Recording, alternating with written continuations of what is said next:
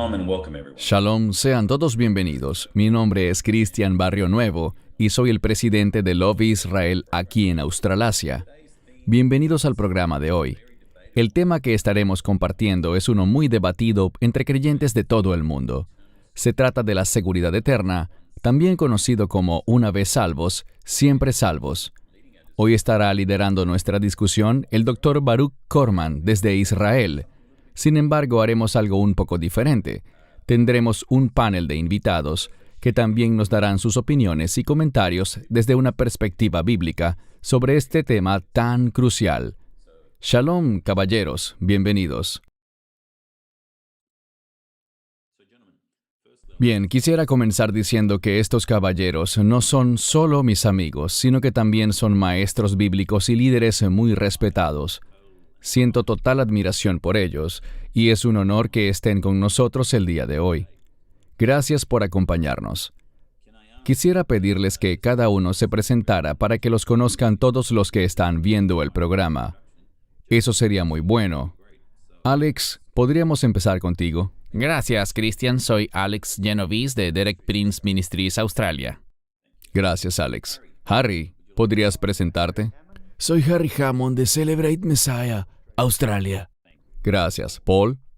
Mi nombre es Paul Cohen, soy judío creyente en Yeshua y lidero una congregación mesiánica llamada Brit Harashah, que significa el nuevo pacto. Gracias, Paul. Bienvenido. Por último, pero no menos importante, Baruch. Baruch Korman aquí en Ashdod, Israel. Formo parte de loveisrael.org y también del programa Pedut Lamo en Israel. Gracias. Sean todos bienvenidos y gracias por su tiempo. Mencioné en la introducción que el tema de discusión de hoy es uno muy debatido entre los creyentes de todo el mundo. Sin embargo, hoy tendremos una discusión abierta entre amigos. Veremos algunos pasajes de la Escritura, especialmente unos pasajes que otras personas me han señalado y sobre los que ellos desean escuchar los comentarios de ustedes desde una perspectiva bíblica. Aprecio mucho el tiempo de ustedes hoy. Si estamos listos, empecemos. Lo que haremos es comenzar a compartir la pantalla de mi computador con todos los que nos ven. Estaremos mostrando algunos pasajes de la Escritura. Harry y yo vamos a leer estos pasajes y luego les daremos la oportunidad a Baruch, Paul y Alex para que nos den su respuesta y comentarios. Por cuestiones de tiempo, aunque nos gustaría pasar unas 10 o 12 horas en este tema para ver bien todos estos pasajes y aprovechar la cantidad de conocimiento que tiene este panel, trataremos de mantener las respuestas razonablemente breves, asegurándonos de brindar tanta claridad como sea posible desde una perspectiva bíblica. Bien, compartiré mi pantalla en este momento.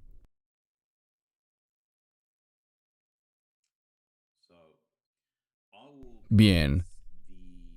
Empezaré con la lectura del primer pasaje y luego le cederé el turno a Baruch o a Paul para sus comentarios. El primer pasaje es Mateo 24:13. Pero aquel que persevere hasta el fin será salvo. Adelante, Paul o Baruch, para sus comentarios y opiniones. Bueno, empezaré yo porque creo que este es más sencillo que el siguiente. En este pasaje de la Escritura, Yeshua está incentivando a propósito al pueblo en medio de muchos individuos cuyo amor y compromiso se está enfriando. Y el problema que hay aquí, para muchas personas, es que dice el que persevere hasta el final. Espero que la gente no crea que nuestra salvación se basa en nuestro desempeño. Si vemos este versículo como algo que tiene que ver con la salvación, porque sabemos que dice, al final será salvo, quisiera que pusiéramos atención en esa última palabra, salvo. Si vemos cómo es empleada a lo largo de las Escrituras, puede significar sanado de una enfermedad, restaurado a una posición, y realmente es una palabra que implica victoria. Cuando veo eso, lo considero como una motivación, porque nuestro Señor nos está diciendo, perseveren hasta el final, perseveren porque la victoria les espera, porque el Mesías volverá y traerá la victoria, y la victoria en este sentido es el establecimiento del reino de Dios, Esto no está diciendo que, a menos que se desempeñen bien hasta el mismísimo final, no estarán en el reino de Dios. Es un pasaje que dice, al final, la victoria llegará, el reino de Dios se establecerá. Gracias, Baruch. Harry, ¿podrías por favor leer el segundo pasaje de la Escritura?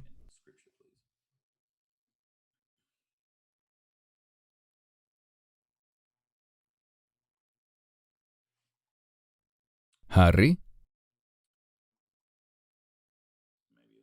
Creo que hay un problema con el audio, así que leeré yo el segundo pasaje, el cual, como todos pueden ver en pantalla, es Apocalipsis, capítulo 3, verso 5.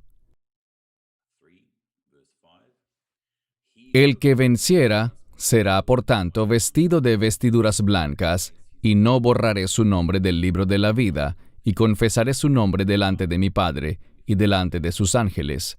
Antes de cederte el turno, Paul, como comentario adicional sobre esta escritura, algunas personas me han hecho referencia a este pasaje y han llegado a decirme, básicamente, esto confirma que, si no vives una vida de obediencia, perderás tu salvación porque solo los que son salvos tienen sus nombres en el libro de la vida, y no la gente que no es salva, porque allí se menciona que tu nombre puede ser borrado. Así que, por favor, Paul, danos tus comentarios.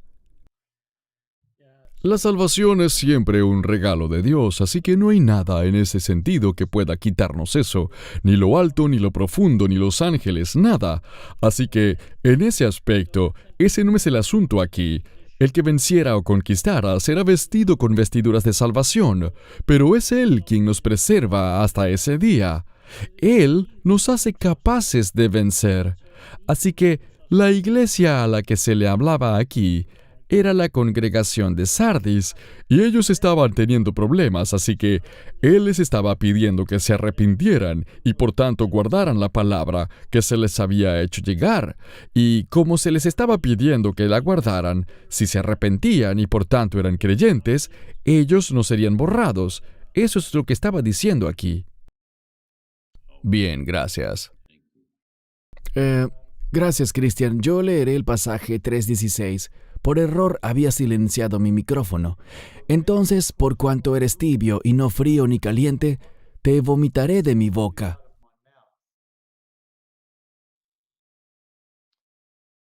Creo que ese es para mí, sí.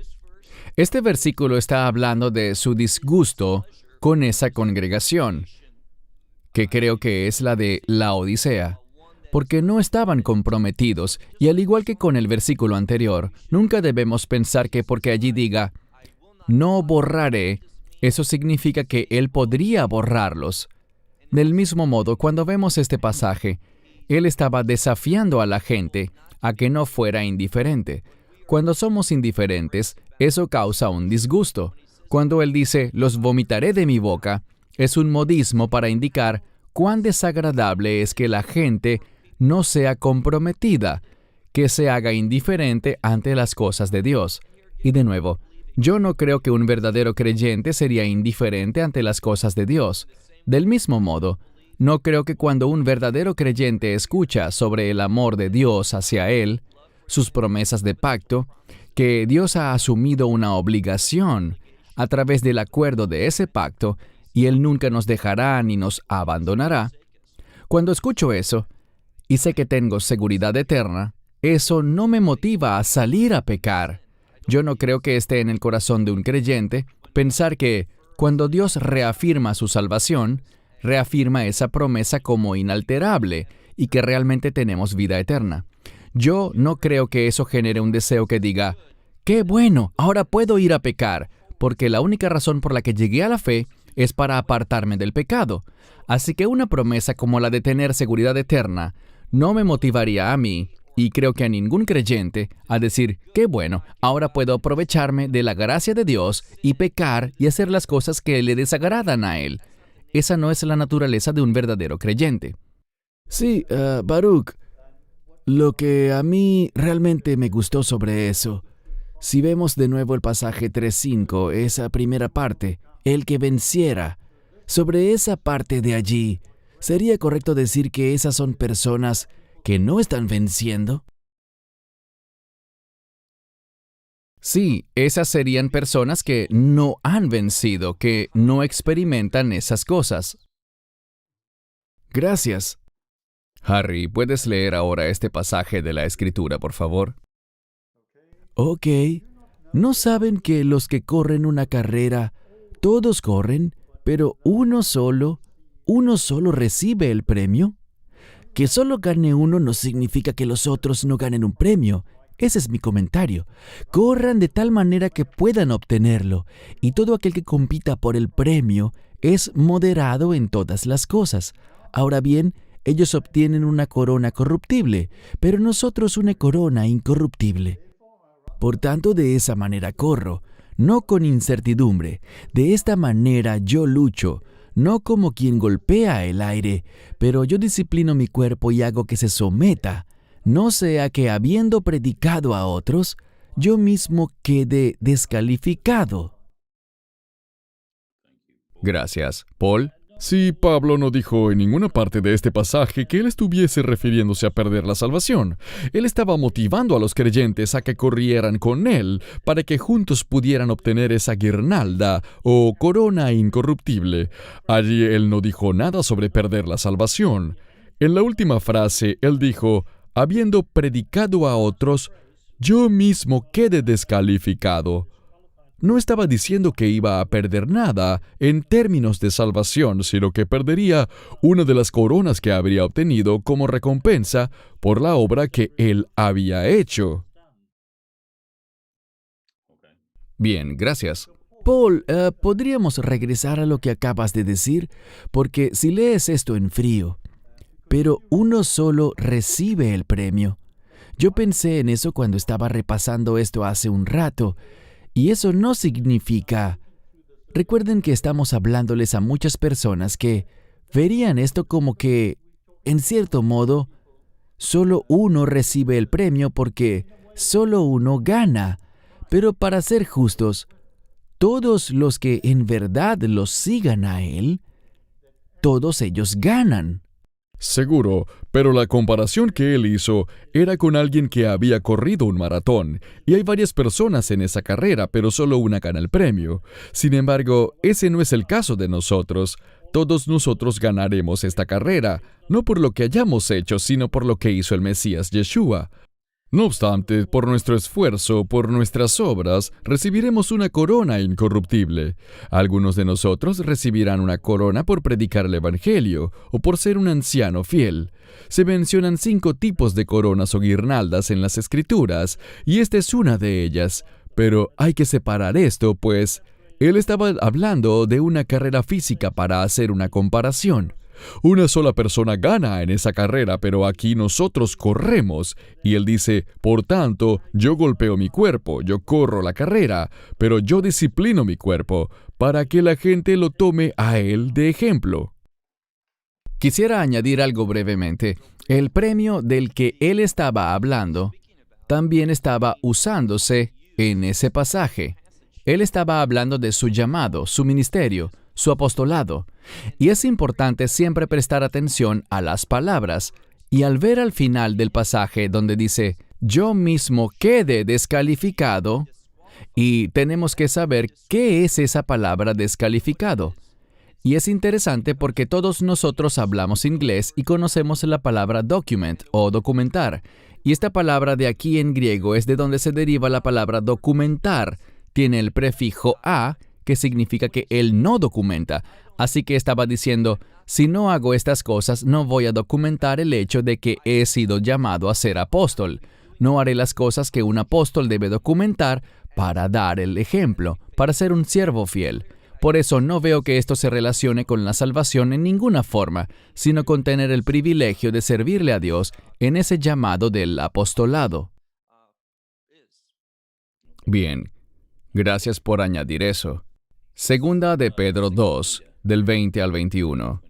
Pues si después de haberse escapado de las contaminaciones del mundo por el conocimiento del Señor y Salvador Jesucristo, están de nuevo enredados en ellas y son vencidos, el último estado es peor para ellos que al principio, porque habría sido mejor para ellos no haber conocido el camino de la justicia, que tras haberlo conocido, volver atrás del santo mandamiento que les fue dado. Aquí vemos que Pedro estaba dando un ejemplo hipotético de lo que la gente diría si alguien se comportara de esa manera. Creo que es importante seguir leyendo en este pasaje, al final de 2 de Pedro. Aquí tenemos un estado muy interesante que él menciona. Y si no me equivoco, 2 de Pedro 2, quiero ver el final del capítulo, porque allí nos da una pista muy importante. Así que si buscamos el capítulo 2 de 2 de Pedro, al final, el pasaje estaba hasta el versículo 21, pero si seguimos leyendo dice, «Pero esto les ha pasado a ellos conforme a un proverbio acertado. El perro se vuelve a su propio vómito, y la puerca lavada a revolcarse en el cieno». ¿Y saben por qué un perro vuelve a su propio vómito? Porque es un perro. ¿Y saben por qué una puerca tras ser lavada vuelve a revolcarse en el cieno? Porque es una puerca. Y esto se refiere a una situación en la que personas que son falsos maestros, que están utilizando la palabra de Dios, pero en realidad, si leen todo este pasaje, al principio del verso 18 habla sobre el engaño de los falsos maestros. Así que él estaba diciendo, para ellos, por el hecho de que tienen conocimiento de Cristo, conocimiento del Evangelio, pero están usándolo con el fin de conducir a la gente por un camino equivocado. Eso muestra que es peor para ellos saber ese poquito que saben, porque tendremos que rendir cuentas de lo que sabemos. Pero de nuevo, esto no está refiriéndose a la salvación, sino que se refiere a aquellos que están haciendo un mal uso de la palabra de Dios para fines malvados. Pero yo no considero que ellos hayan sido alguna vez verdaderos creyentes. Si vemos el contexto aquí, dice que ellos hablan palabras de vanidad. Verso 18 dice, prometen libertades, pero ellos mismos son esclavos de la corrupción. Esos individuos que enseñan mal la palabra de Dios para sus propios fines, tienen un propósito que es contrario a las cosas de Dios. Y él simplemente estaba diciendo aquí que habría sido mejor que ellos nunca hubieran sabido esas cosas, porque así no las habrían mal utilizado en el modo en el que lo hicieron. Tengo una pregunta al respecto, Baruch. Y esa es una muy buena observación. Luego tendremos una discusión más abierta después de leer todos estos pasajes. Pero es importante eso que acabas de mencionar. Creo que cuando vemos a los falsos maestros, y claro que no vamos a nombrar a ninguno, pero estoy consciente de que ha habido 1 o 2 personas aquí que estaban muy dedicados al Señor, y su obra eran, digamos, ellos eran legítimamente salvos y luego dieron un giro de 180 grados. Y esto tal vez aplique a ese caso porque están ministrando, pero son gente engañosa. Hablo desde una perspectiva práctica y sé que algunos que nos ven se harán esa pregunta. ¿Qué pasa con esas personas que legítimamente, porque entiendo que algunos de ellos nunca fueron salvos realmente, eso lo entiendo, pero ¿qué pasa con los que eran legítimamente salvos, le dieron su corazón a Cristo, trabajaron en su ministerio? Algo pasó en sus vidas y ahora se han vuelto a la dirección opuesta, completamente. ¿Qué pasará con ellos? Mi esperanza es que, si, como dices, ellos eran verdaderos creyentes y algo pasó que hizo que empezaran a comportarse de manera contraria a su fe, mi esperanza es que el cuerpo de creyentes los entregue a Satanás para la destrucción de su carne, pero que al final sean llevados al arrepentimiento, no porque ese acto de arrepentimiento al final los salve, sino, para mí es simplemente incompatible con las Escrituras que alguien que sea un verdadero creyente dé un giro de 180 grados y se convierta en un enemigo de la fe, en un enemigo de la cruz. Muchas veces, es decir, creo que podemos nombrar a algunos que son muy populares en la televisión. Ellos hablan, Ellos han vivido de eso, sacan muy buenas ganancias, sacan provecho económico de las escrituras. De hecho, hace poco nos topamos con un amigo nuestro que yo diría que era un creyente muy firme. Nos enteramos de que ahora vive de manera impía y niega haber creído eso alguna vez. No sé dónde está, no soy su juez, pero sé que cuando alguien llega a la fe, recibe la vida eterna. Y si esa vida eterna puede perderse o alterarse, entonces nunca nos dio esa vida eterna. Y no sé, creo que otra de las áreas que origina la confusión es que, ¿qué tanto pecado? Busco en las Escrituras y veo que la palabra de Dios habla de seguridad, de saber, y todos luchamos con el pecado. Así que, ¿qué tanto pecado se considera demasiado y hace que perdamos la salvación? ¿Qué tanto tiempo puede pasar a alguien en una posición difícil, quizás en un estado de descontrol? ¿Por cuánto tiempo? ¿Un mes? ¿2 meses? Hay mucha incertidumbre y confusión, y no veo incertidumbre ni confusión en las promesas de Dios. Bien, gracias por tu respuesta. Es una observación interesante. Permíteme un segundo, Cristian. Es una observación interesante porque muchas veces, al ver personajes significativos de la fe, solemos decir que ciertamente están caminando en la verdad. Pero si pensamos en personas como el rey David, él es un gran ejemplo de un hombre de fe, pero era un hombre violento, que codició la esposa de otro. Hubo un tiempo en el que averiguó quién era ella, luego se acostó con ella, trató de ocultarlo y mató a su esposo al final. ¿Él seguía siendo salvo? Y la respuesta es sí, porque su salvación no se basaba en lo que él hubiera hecho, sino en la obra del Señor. ¿Y él se arrepintió?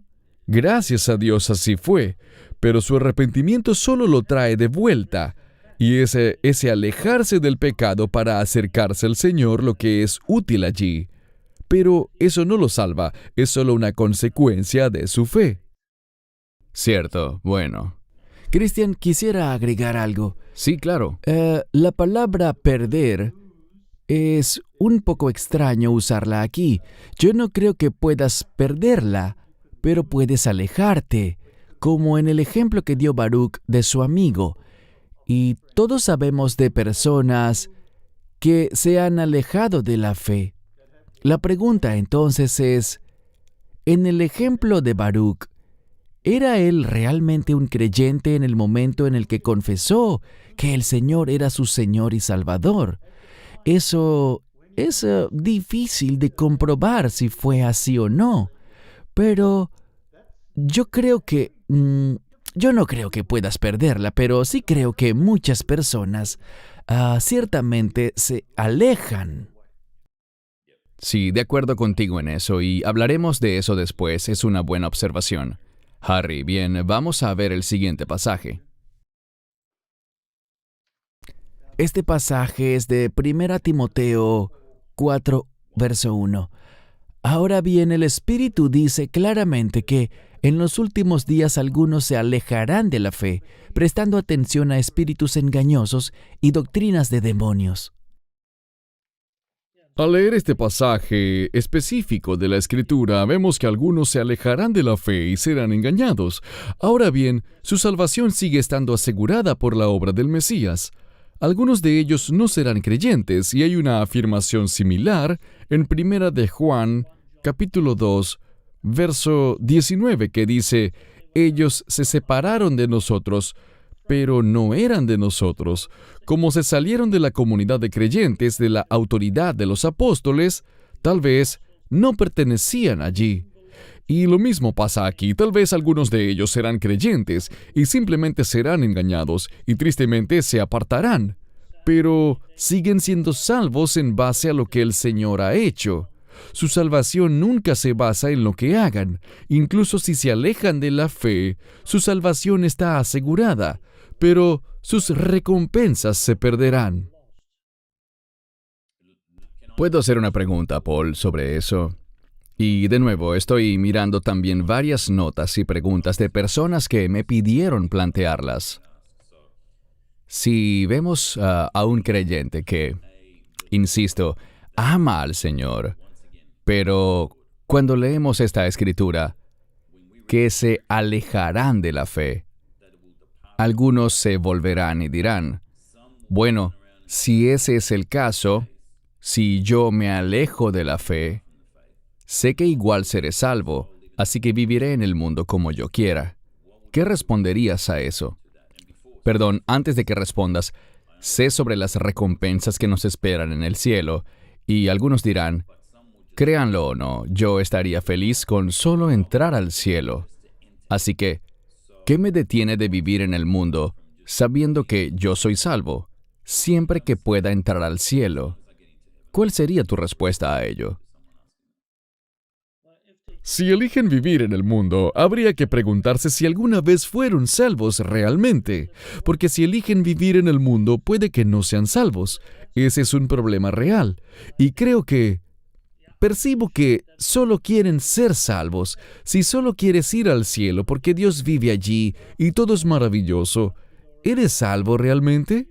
Porque si eres salvo, querrás caminar el camino del Señor, y hay una respuesta que emerge dentro de nosotros. Hay un arrepentimiento santo, más que un arrepentimiento terrenal en nosotros, y ese arrepentimiento santo conduce al gozo que encontramos en Él. Y al llegar a ese punto, ya no quieres andar en los caminos del mundo, sino que quieres andar en el camino del Señor. Yo no veo que eso sea posible, pero aun si fuera así, hay una disciplina divina que viene. Y como dijo Baruch hace un rato, hay una exclusión del cuerpo del Mesías y debe ser sacado de la iglesia.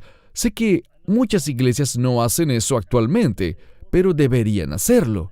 Y esto significa que hay un castigo terrenal, pero también viene un castigo eterno, y es esa pérdida de las recompensas, si eran salvos, si nunca lo fueron, y solo querían ir al cielo porque todo está bien allá y allá no hay problemas. Bueno, quizás no son salvos y hay que predicarles el evangelio a ellos. Ok, muy bien. Cristian, quisiera agregar algo. Cuando veo ese versículo, creo que algo importante para mí es entender, sobre todo en el entorno en el que nos hallamos hoy, que a veces algunas personas se alejarán. Y me doy cuenta de que es por tanta desinformación. En las redes sociales nos llegan enormes cantidades de información, pero al reflexionar sobre eso, miro la historia, bien sea el antisemitismo o la pedofilia en las iglesias. Esto ha venido pasando desde hace mucho tiempo. Y creo que las personas miran los tiempos actuales porque ahora están mucho más informados. No necesariamente mejor informados, pero están informados y suelen decir, miren, estos son los tiempos finales por todo lo que está pasando. Mi pregunta para Paul y también para Baruch es que si miro la historia, ¿han pasado cosas tan malas como las que vemos ahora? Se pondrá peor, desafortunadamente. No creo que vaya a mejorar. Cuando vemos Apocalipsis en forma progresiva, el cual creo que se trata de un libro escrito cronológicamente, vemos que las cosas se pondrán mucho peor.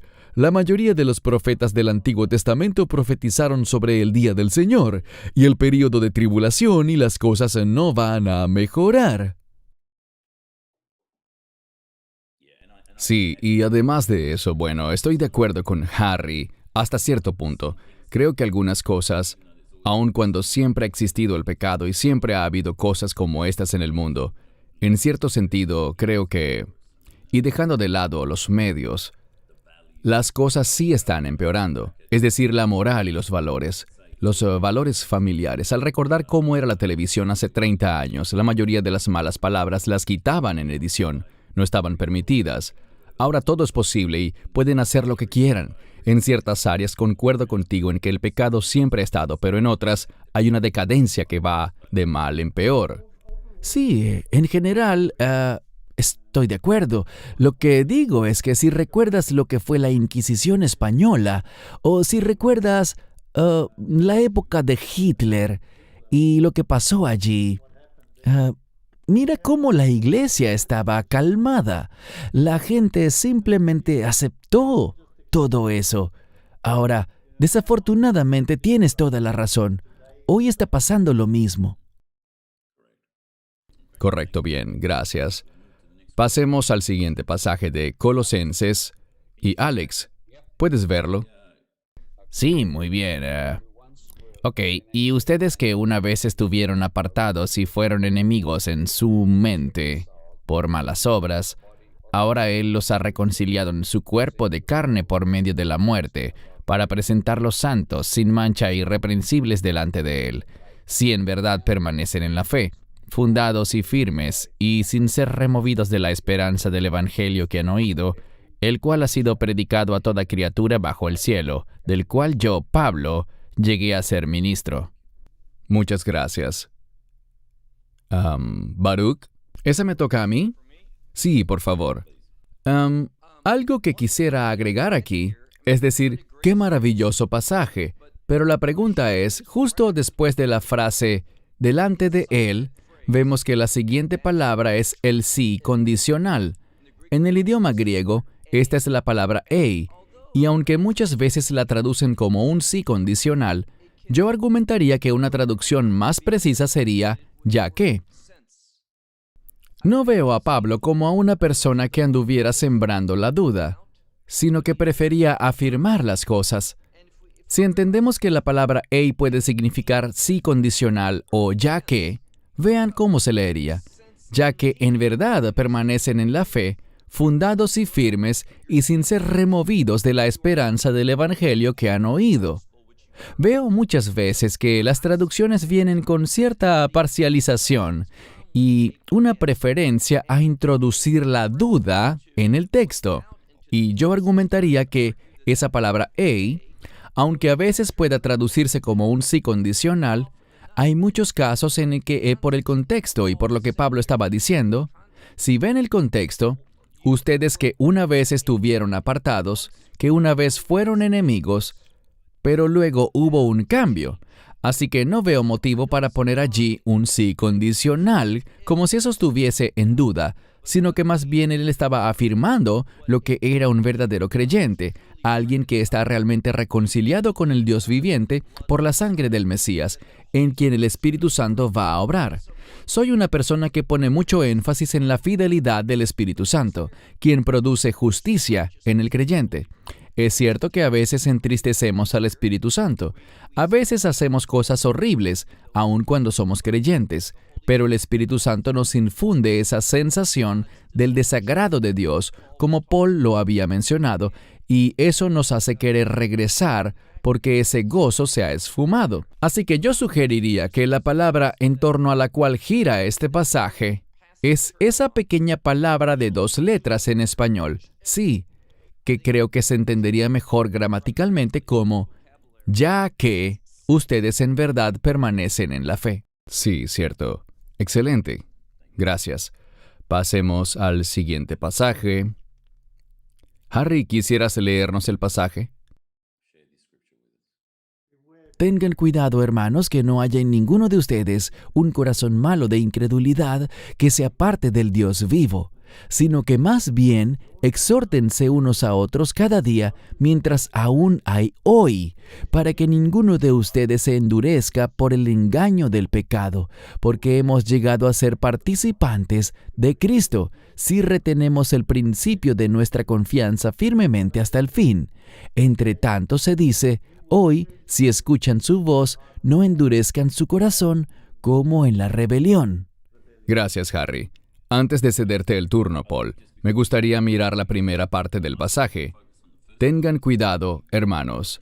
Y corríjanme si me equivoco, aunque no me avergüenza decir que me equivoco muchas veces, pero cuando dice, tengan cuidado, hermanos, que no haya en ninguno de ustedes un corazón malo de incredulidad. ¿Le estaba hablando a los creyentes? ¿No es así, Paul? Absolutamente. El libro de Hebreos fue escrito para judíos creyentes. No hay duda al respecto. El problema que él estaba teniendo con ellos es uno de los 5 pasajes de advertencia del libro de Hebreos. Son 5 y él repetía a menudo, esta es una advertencia, porque la nación en su conjunto no estaba obedeciendo al Señor. Estaban igual que en el tiempo de la rebelión, cuando se rebelaban contra Dios, estando con Moisés, y lo hicieron varias veces. Él les estaba dando un ejemplo práctico diciendo, por tanto, no sean así, regresen. suavicen su corazón. Tengan un corazón blando que pueda ser circuncidado ante el Señor y vuelvan a mí. Ok. Bien, gracias. Perdón, Christian, ¿pudieses agregar el versículo 19 allí? No en la pantalla, pero... Está bien. Ese verso dice, vemos que ellos no pudieron entrar debido a su incredulidad. Eso respalda lo que dijo Paul. Si sigues leyendo, el verso 16 habla específicamente de la rebelión de los que salieron de Egipto con Moisés. Luego en el verso 17 dice que sus cuerpos cayeron en el desierto. Así que claramente tiene un contexto histórico que se remonta al Éxodo. Cierto, muy bien. Tiene sentido. Gracias. Alex, ¿puedes leer este pasaje, por favor? Porque es imposible para los que fueron una vez iluminados y han probado el don celestial, y han llegado a ser partícipes del Espíritu Santo, y han probado la buena palabra de Dios y los poderes del tiempo venidero, si ellos recaen, ser renovados otra vez para arrepentimiento, puesto que crucifican de nuevo para sí mismos al Hijo de Dios y lo exponen a la deshonra. Gracias, Alex. Antes de cederte el turno, Baruch, sobre este pasaje, unas personas pidieron que resaltara la frase, si ellos recaen, ser renovados otra vez para arrepentimiento. ¿Podrías compartir tu opinión sobre cómo es que no podemos concluir de allí que ellos pueden perder la salvación? Bueno, yo no sabía cuáles pasajes me tocarían y esperaba que me tocara este pasaje en particular porque es uno de mis favoritos en la Escritura, porque nos da una certeza. El autor de Hebreos nos está brindando una situación con el fin de enfatizar algo.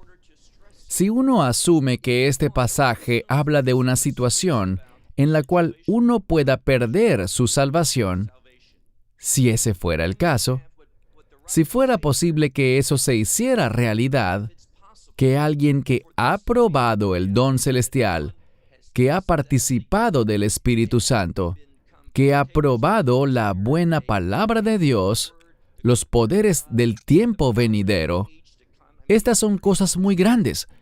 Luego, si ellos pueden recaer, lo que el autor está diciendo es esto. Si ese es el caso, si ellos pudieran recaer, entonces sería imposible que ellos fuesen renovados para arrepentimiento, lo cual significa lo siguiente. Esto nos dice que si alguien perdiera su salvación, si eso fuese algo factible y una posibilidad bíblica en la palabra de Dios, entonces tendríamos que usar esta escritura y decir que esa persona que pierde su salvación nunca puede ser salva otra vez. ¿Por qué? Noten lo que el autor dice en la última parte. Puesto que crucifican de nuevo para sí mismos al Hijo de Dios y lo exponen a la deshonra. Lo que está diciendo es esto. Si tienes una situación en la que un creyente llega a la fe, es salvo, luego pierde su fe, bueno, ¿cómo se salvó? Por la cruz. Pero no fue suficiente porque perdió su salvación. Así que Jesús tiene que volver y hacer la misma obra otra vez porque no funcionó la primera vez. Y esto lo expondría a la deshonra porque la cruz no fue suficiente. Fue inadecuada. Este para mí es uno de los pasajes más grandes que le dicen al lector, no puedes perder tu salvación, porque si fuera así, eso implicaría que estarías en una situación en la cual nunca podrías llegar al arrepentimiento. Así que, perder tu salvación sería el pecado imperdonable. Y no vemos ninguna referencia sobre eso en las Escrituras, ninguna situación en la cual puedes perder tu salvación, en que te conviertas en apóstata, en que te conviertas en reprobado, en que no puedas volver del pecado. No conozco mucha gente que crea que si puedes perder tu salvación, pasas a un estado en el cual nunca podrás ser salvo otra vez. Esa es la manera en la que veo este pasaje. Cierto. Gracias. Harry, Alex o Paul, ¿algún comentario? Solo un comentario. Le pediré a Baruch que me dé su opinión sobre esto. Cuando leí este pasaje y miré los comentarios, daban un ejemplo. Yo lo apoyo, pero decía que todas esas personas que escucharon el mensaje del Evangelio y tuvieron todos esos beneficios, pero es un ejemplo de la semilla que, en lugar de caer en buena tierra, cayó en terreno rocoso, y como cayó en terreno rocoso, ellos no fueron capaces de continuar con lo que habían escuchado. Así que, ¿qué opinarías sobre eso, Baruch? En la parábola del sembrador están esos que aparentemente lo reciben, pero los afanes del mundo, las cosas del mundo inmediatamente lo ahogan y no hay suelo para que crezca. Así que creo que es un muy buen comentario, Alex, que la Escritura sí muestra que cuando se plantan las semillas, empieza a funcionar, pero no llega realmente a materializarse. Y vemos eso en la gente que lo acepta con alegría, pero como en ese ejemplo, una vez que empiezan a tener tribulaciones, dicen, un momento, yo nunca acepté tener sufrimiento por causa de mi fe. Si tengo que sufrir por mi fe, no quiero tener nada que ver con eso. Ese no es un verdadero creyente. Debemos darnos cuenta de que la Escritura dice, por ejemplo, en Hechos 14:22, que es necesario pasar por mucha tribulación para entrar al reino de Dios. Lo odiaron a Él, nos odiarán a nosotros. Lo persiguieron a Él, nos perseguirán a nosotros. Así que cuando alguien se siente desconcertado por experimentar dificultades debido a su fe, es porque nunca entendieron la fe bíblica, no han escuchado el verdadero evangelio. Y permítanme concluir diciendo que yo creo que uno de los mayores problemas del cristianismo hoy es que muchas veces se presenta un evangelio que no es bíblico. El otro día escuché en la televisión a una persona que daba lo que llaman un llamado al altar, y la persona dijo, si quieres la bondad de Dios, si quieres las bendiciones de Dios, si quieres conocer la vida eterna en el estado del paraíso, ven a aceptarlo a Él. No hubo allí un llamado al arrepentimiento, no hubo un llamado a reconocer el pecado, no hubo un entendimiento de la cruz. Lo que Él hizo allí, y esas personas van y son aceptados en muchas iglesias, se consideran a sí mismos como creyentes, pero no han entendido el evangelio. Sí, gracias, Baruch.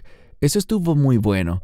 Quisiera agregar que lo que dijiste me recordó el pasaje de Mateo 24.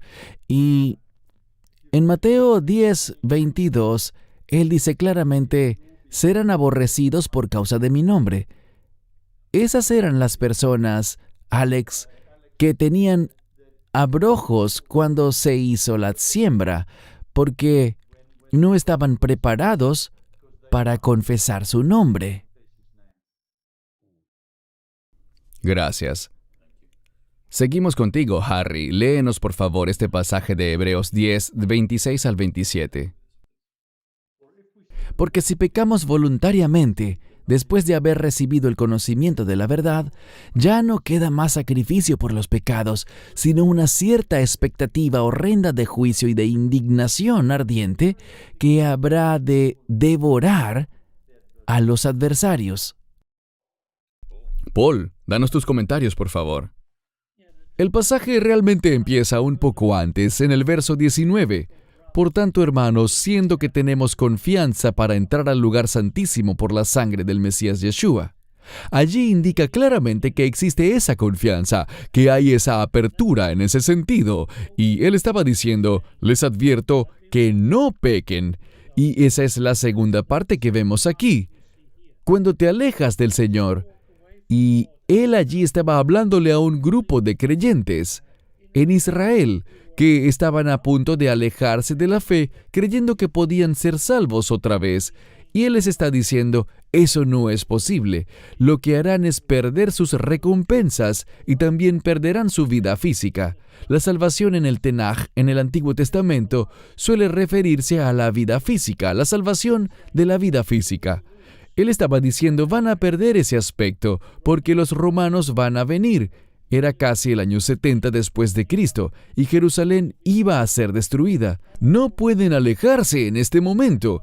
Perseveren para llegar a la madurez en la fe. Bien, gracias. Alex, ¿podrías leer el siguiente pasaje, segunda de Pedro 3:17, por favor? Así que ustedes, amados, ya que saben esto de antemano, tengan cuidado, no sea que caigan de su propia firmeza, siendo desviados por el error de los malvados. Gracias. Baruch, tus comentarios, por favor.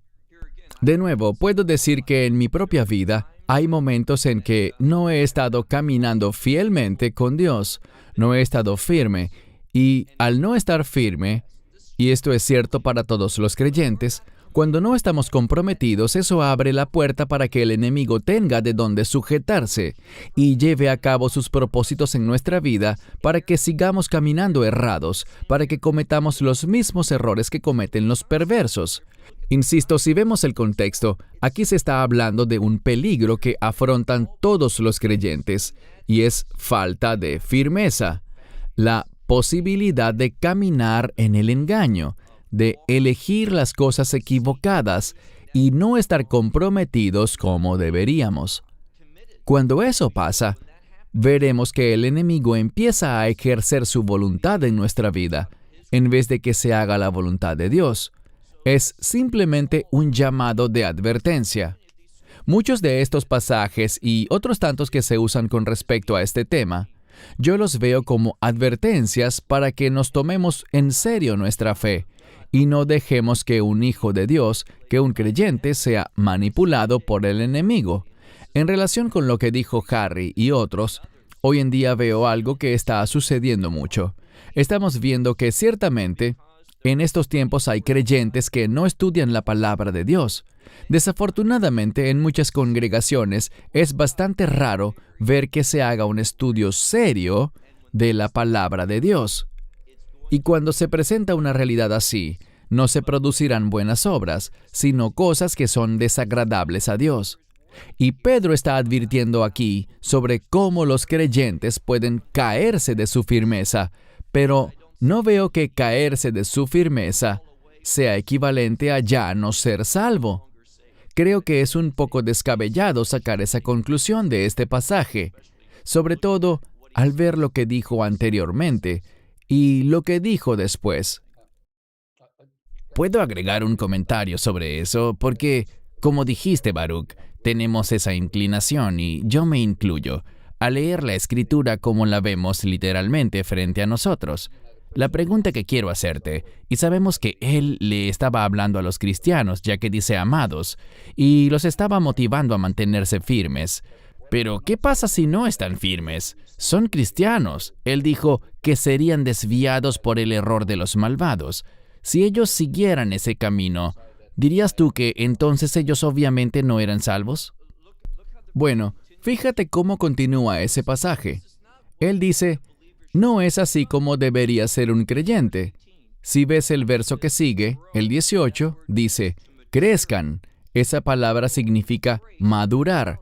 Crezcan en la gracia y el conocimiento de nuestro Señor y Salvador. No dice potencial Salvador, sino el Señor nuestro Salvador, Jesucristo. Y ya que Él es nuestro Salvador, y podemos confiar en eso, pues no se basa en nosotros, sino en lo que Él ha hecho, es por eso que la epístola termina así. A Él sea la gloria ahora y por la eternidad. Cuando vemos esto, efectivamente Él dijo, sigan firmes, no se aparten, sino sean como un verdadero creyente, crezcan en la gracia y el conocimiento de nuestro Señor. Considero que es importante que las iglesias entiendan que la verdadera gracia produce un deseo de llevar a cabo el propósito y la voluntad de Dios. Cuando alguien dice, ¿sabes qué? Si tengo seguridad eterna, puedo salir a pecar y vivir como alguien que no es creyente. Ya había dicho esto antes, pero para mí es algo tan fundamental. No veo cómo es que un verdadero creyente que se ha vuelto hacia Cristo para alejarse del pecado, diga eso. Yo no quiero vivir en pecado. Esa es mi motivación. Así que ahora, al tener esta seguridad, si alguien dice, magnífico, yo no quiero estar firme, yo quiero apartarme y desviarme por el error de los malvados, quiero esa indignación ardiente. Esto no es lo que diría alguien que haya entendido el amor que ha recibido y el instrumento de ese amor que fue el sufrimiento del Mesías Yeshua. Para mí, esto es una inconsistencia con el corazón nuevo, el corazón regenerado de un creyente. Ok, gracias, Baruch. Pasemos al siguiente pasaje. Harry, ¿podrías leer esta escritura? Permanezcan en mí y yo en ustedes. Así como la rama no puede llevar fruto por sí sola si no permanece en la vid, ustedes tampoco pueden si no permanecen en mí. Yo soy la vid, ustedes son las ramas. El que permanece en mí y yo en él, lleva mucho fruto, porque sin mí nada pueden hacer. Si alguien no permanece en mí, es echado fuera como rama y se seca. Y las recogen y las echan al fuego, y allí son quemadas. Gracias. Es un pasaje hermoso, es un pasaje increíble. Sí. Paul, adelante. Sí, en Juan 15, él estaba dando un discurso, les estaba hablando a las personas que estaban en pie alrededor de él. No les estaba hablando solamente a los creyentes, también a los no creyentes, y usó la metáfora de la vid, y dijo, para Israel, en el Antiguo Testamento, este es uno de sus símbolos. Mi padre es el labrador y yo soy la vid verdadera, así que ustedes deben estar en mí. Y él motivaba a los que tenía alrededor a que se convirtieran en creyentes. Él no estaba diciendo que todos serían salvos. Él estaba diciendo, si quieren ser salvos, deben estar en mí. Y ese es realmente el contexto del pasaje. Se trata de estar en la vid, estar en Yeshua. No hay nada en el contexto del pasaje que diga que solo les estaba hablando a los creyentes y que, por tanto, pudiera ser removido como creyente de la fe en Dios, del amor de Dios, de la gracia de Dios. Cierto, muy bien. Cristian, quisiera añadir que, si miramos Mateo 7, 21 al 23, el Señor dice claramente, no todo el que me dice Señor, Señor, entrará en el reino de los cielos. Esto se relaciona con lo que Paul acaba de decir y también con lo que dijo Baruch. Creo que es importante que nosotros les digamos esto a los que nos escuchan. No todo el que invoca su nombre. Y también, como saben, el pasaje continúa y habla de los que expulsaron demonios y oraron por enfermos, etc. Y miren lo que les dice a ellos. Así que ellos no eran salvos. ¿Qué opinas, Baruch? Me alegra que hayas mencionado ese pasaje, porque allí el Mesías simplemente afirma que solo porque alguien diga Señor, Señor, no significa que serán salvos. ¿Y cuál es la respuesta de la gente? Enseguida dicen, pero nosotros hicimos esto en tu nombre, hicimos aquello en tu nombre, o hicimos lo otro. Este pasaje nos dice que cuando alguien cree que lo que vale es lo que ellos han hecho para entrar al reino de Dios, ¿qué les dice el Mesías? Él dice, nunca los conocí. Lo importante aquí es que esta palabra en griego, oida, siempre está en tiempo perfecto, lo que significa, no los conocí antes, no los conozco ahora, y no los conoceré en el futuro. Así que cuando estas personas preguntaban sobre la salvación, inmediatamente acudieron a sus obras como manera de justificarse a sí mismos, en vez de ver que si el Mesías me dice, Baruch, no todos los que digan Señor, Señor, entrarán al reino de los cielos. Yo diría, sí, solo aquellos que aceptaron tu sacrificio, que reconocieron tu muerte en la cruz, el derramamiento de tu sangre, lo que has hecho por ellos, solo aquellos que confíen en ti. Creo que cuando esa persona dice eso, él no dirá, aléjense de mí, hacedores de maldad, nunca los conocí. Creo que esa es la clave. ¿En qué estamos confiando? ¿En nuestras obras hechas en su nombre como nuestro medio de salvación? Espero que no. Espero que entendamos que solo depende de lo que Él hizo en la cruz por nosotros y que eso es un regalo. Muy bien. Gracias, Baruch. Alex, te pediré que leas el último pasaje antes de que entremos más en la discusión de manera más abierta. Alex, lee por favor el pasaje para todos nosotros. Bien dicho. Por su incredulidad fueron desgajadas, y tú estás firme por tu fe. No te ensoberbezcas, sino teme, porque si no perdonó a las ramas naturales, Dios tampoco contigo lo hará. Por tanto, considera la bondad y la severidad de Dios. Para con los que cayeron, la severidad, pero para contigo la bondad. Si permaneces en su bondad, de otro modo tú también serás cortado, y ellos también, si no siguen en incredulidad, serán injertados, porque Dios es poderoso para injertarlos de nuevo. Gracias.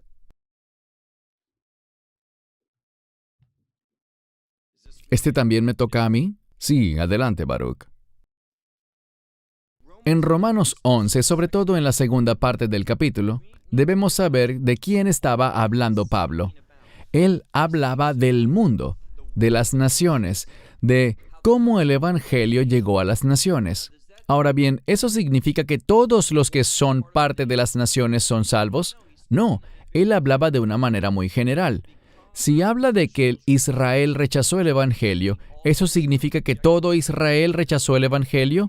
No, allá habían muchos creyentes. Pablo hablaba de que eran decenas de miles los que creían y eran todos celosos de la ley en el libro de Hechos.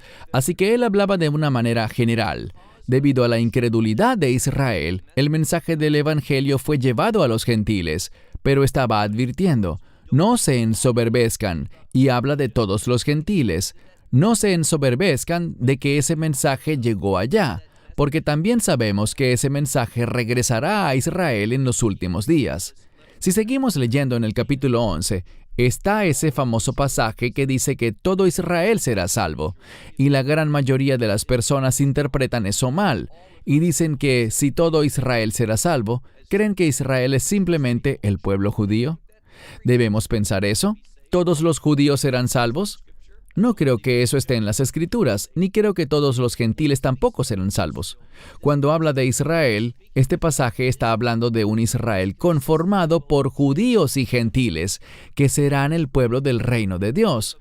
Y si vemos también un pasaje que está un poco antes, en Romanos capítulo 9, versículo 6, ese famoso pasaje en el que Pablo dijo que no todo Israel es de Israel.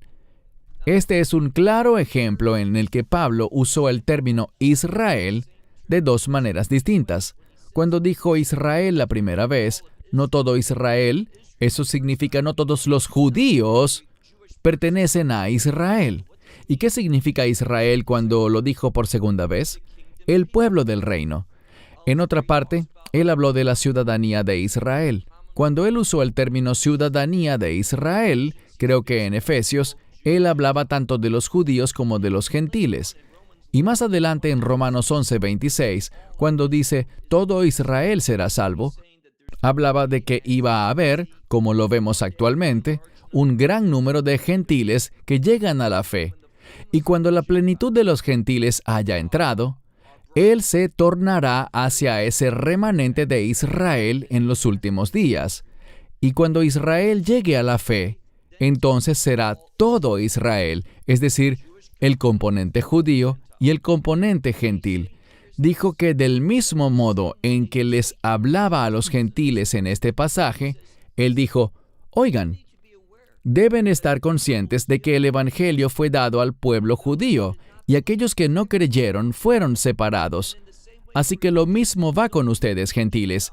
No crean que los gentiles tienen el mercado ahora, el monopolio de la salvación. Porque si ustedes no creen, si alguno no cree, no tendrá esa esperanza. Porque Israel no fue salva, perdieron su salvación. Tenían una relación de pacto que les conduciría al Evangelio, pero como la mayoría no ejercitó su fe, se perdieron. Y le está diciendo eso mismo a los gentiles.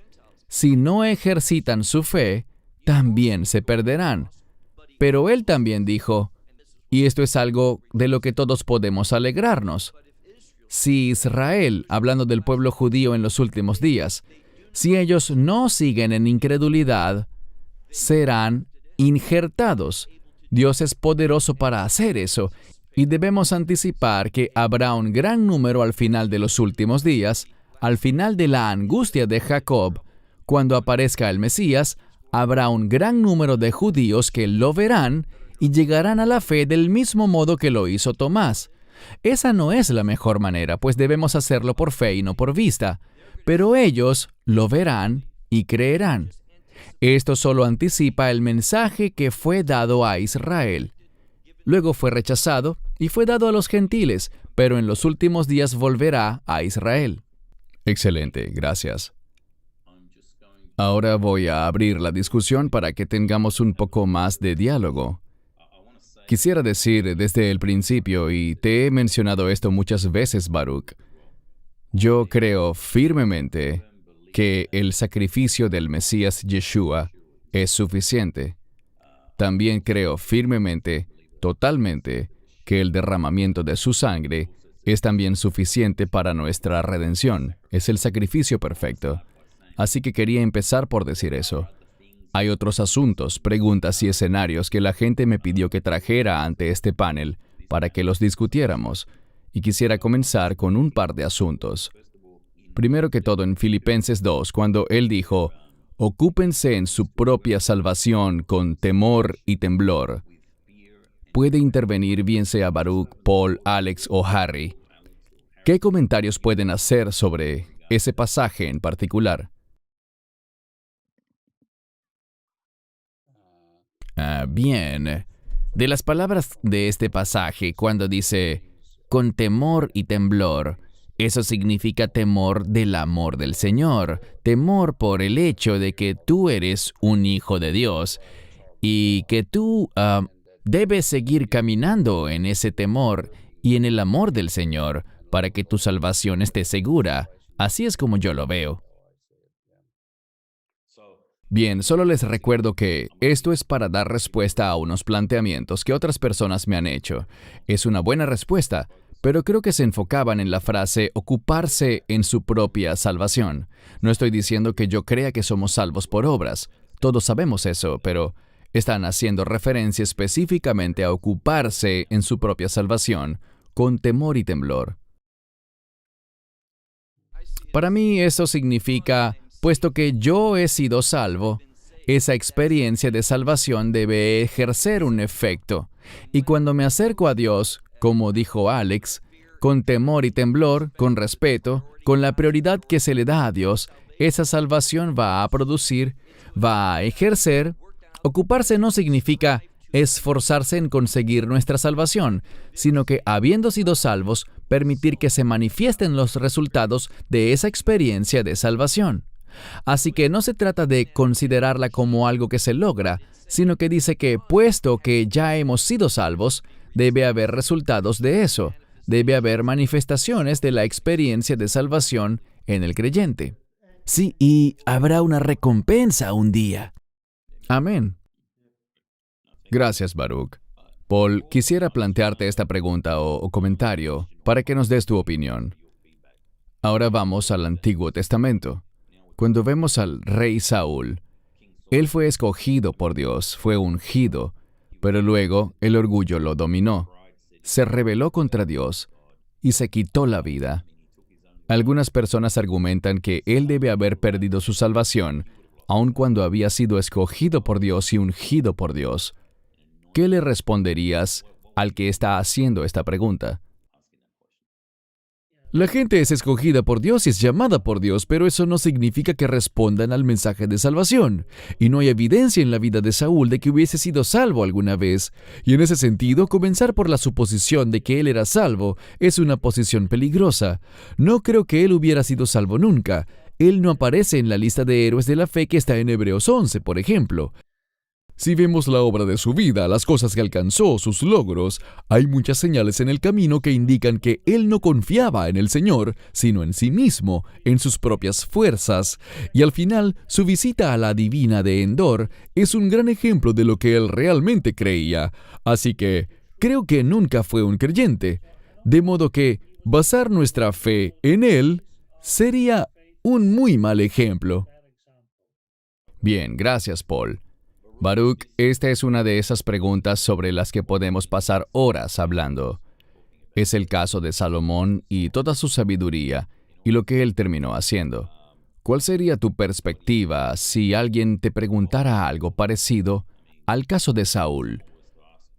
¿Cuál sería tu respuesta con respecto a Salomón?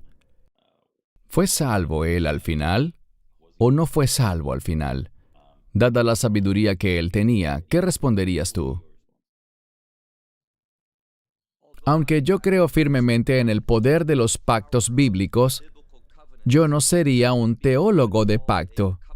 Y lo que quiero decir con eso es que hasta que alguien tome una decisión personal en cuanto al Mesías, por su nombre, el nombre de Yeshua, Jesús, Jesus, según el idioma que hables, no considero que esa persona sea salva. Por eso, cuando vemos las Escrituras, antes de la obra del Mesías, su muerte, sepultura y resurrección y ascensión, lo que sabemos es esto. Cuando alguien moría, sin importar quién fuera, judío o gentil, sin importar si tenía una gran fe o nada de fe, todos iban a un lugar llamado Sheol. Vemos que el mismo Mesías enseñó esto. Sin embargo, en el Sheol habían dos lugares. Uno es el Gehinom, el infierno, o Hades en griego, que es un lugar de castigo. Tenemos el ejemplo, el cual para mí no es una parábola, sino un relato, de aquel hombre rico que fue al Gehinom, a ese lugar de castigo. Él estaba siendo atormentado en llamas y vio a Lázaro a lo lejos. ¿Y dónde estaba Lázaro? En el seno de Abraham. Ese segundo lugar, llamado Hek Abraham en hebreo, era donde iba la gente que tuvo la misma fe que Abraham. ¿Y qué significa eso? Que ellos creían en el pacto abrahámico. El pacto abrahámico hablaba de la simiente, y Pablo nos dijo en Gálatas 3:16 que esa simiente es el Mesías. Así que cuando el Mesías murió, dice la Escritura en Efesios, por ejemplo, que Él descendió a las partes más bajas de la tierra, al Sheol, y habló con los que estaban siendo atormentados en el Gehinom. ¿Por qué estaban allí? Porque no habían tenido fe en el plan de redención de Dios, que Él iba a enviar a un Redentor. Los que estaban en el seno de Abraham estaban allí porque sí creyeron que Dios enviaría a un Redentor, como lo leemos en el libro de Job. Sé que mi Redentor vive. Así que el Mesías fue allá y se proclamó a sí mismo ante ellos. Los teólogos dicen, ¿por qué era necesario que él hiciera eso? La razón es que ellos también debían tomar una decisión personal. Así que, en respuesta a tu pregunta, sí, el rey Shlomo, Salomón, cometió errores graves, vivió a veces una vida inmoral, pero yo creo que él creía en el Redentor de Israel.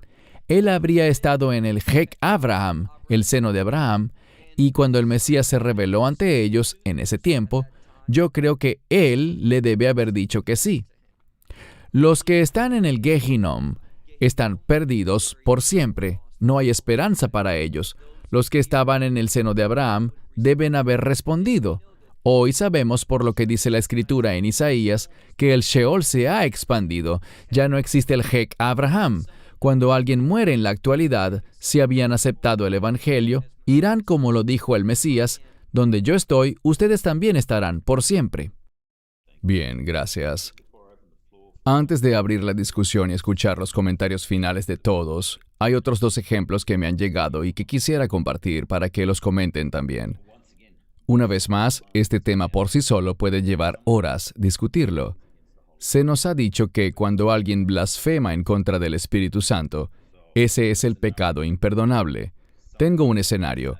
Alguien que es salvo, incluso con algún ministerio, y pasan cosas en su vida, se apartan del Señor, e incluso terminan blasfemando contra el Espíritu Santo.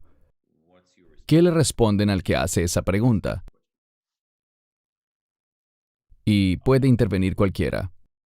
El contexto de lo que estás planteando está en Mateo capítulo 12.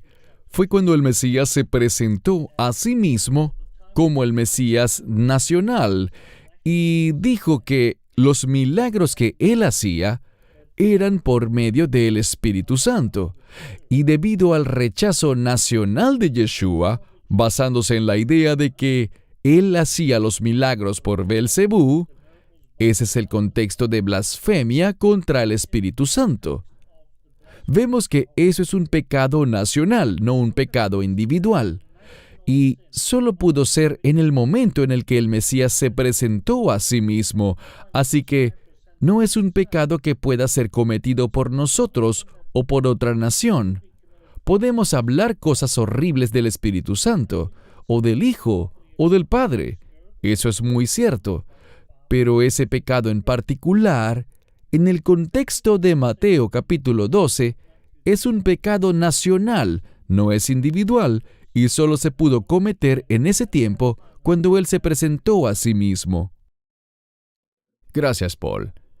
Veo que queda poco tiempo, así que quisiera abrir la discusión antes de darles una información sobre Love Israel y los otros ministerios, más una nota adicional.